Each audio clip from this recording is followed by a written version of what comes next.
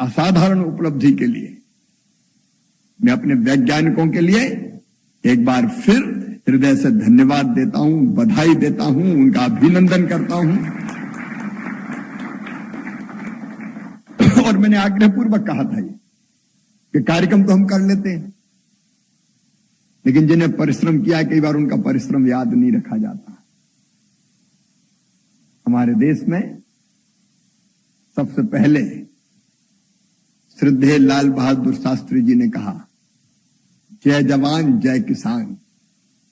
अटल जी ने जोड़ा जय विज्ञान, और फिर मोदी जी ने जोड़ा जय अनुसंधान।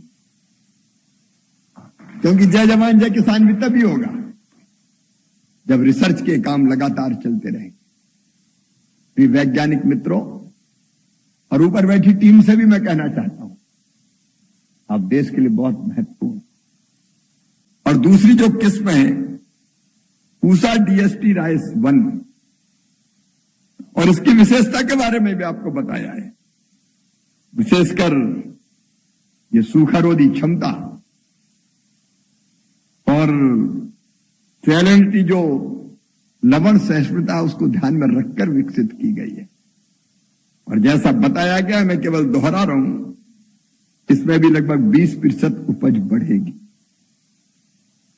और 20% उपज बढ़ने के साथ साथ ये ऐसे इलाके जहां सूखे का ज्यादा प्रभाव है, सैलिनिटी है, उसमें ये वरदान सिद्ध होगी।